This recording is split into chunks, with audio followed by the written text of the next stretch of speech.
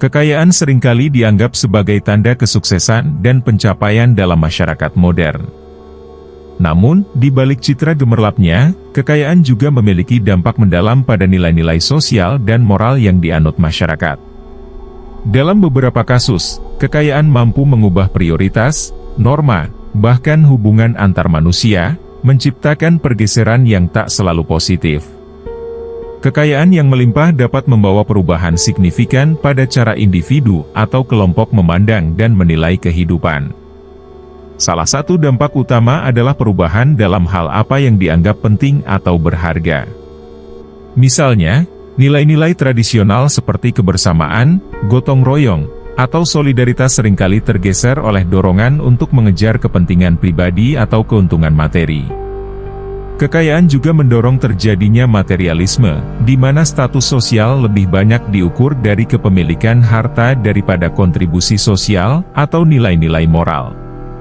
Pada tingkat individu, kekayaan dapat mengubah persepsi seseorang terhadap etika dan moral. Orang yang memiliki banyak harta cenderung memiliki lebih banyak kebebasan untuk bertindak tanpa terlalu memikirkan konsekuensi sosial, yang kadang membuat mereka merasa berada di atas hukum atau norma. Hal ini bisa mengarah pada sikap permisif terhadap tindakan yang melanggar moral, seperti kecurangan atau korupsi, yang justru dianggap sebagai cara untuk mempertahankan kekayaan mereka. Nilai-nilai kejujuran dan integritas yang dahulu menjadi pilar moral dapat menjadi kabur di hadapan kekayaan.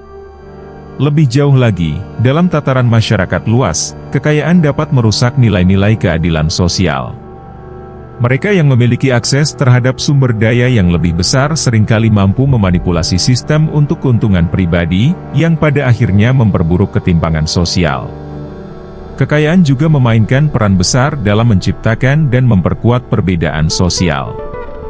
Orang-orang kaya cenderung hidup dalam lingkaran sosial yang tertutup, terisolasi dari golongan ekonomi menengah dan bawah. Hal ini menciptakan jurang antara kelompok masyarakat yang mampu dan yang tidak mampu. Kekayaan dapat memperkuat eksklusivitas sosial, di mana orang-orang dalam kelompok kaya hanya berinteraksi dengan sesama mereka dan cenderung memandang golongan lain dengan cara yang lebih negatif atau penuh stereotip. Lebih dari itu, jurang ini semakin dalam karena ketimpangan dalam akses terhadap pendidikan, kesehatan, dan peluang ekonomi. Orang yang kaya memiliki akses ke pendidikan yang lebih baik, layanan kesehatan yang lebih berkualitas, serta peluang bisnis yang lebih luas. Sementara itu, mereka yang berada dalam golongan menengah ke bawah seringkali harus berjuang keras hanya untuk memperoleh kebutuhan dasar. Dalam jangka panjang, perbedaan sosial yang semakin tajam ini dapat menyebabkan ketidakstabilan sosial.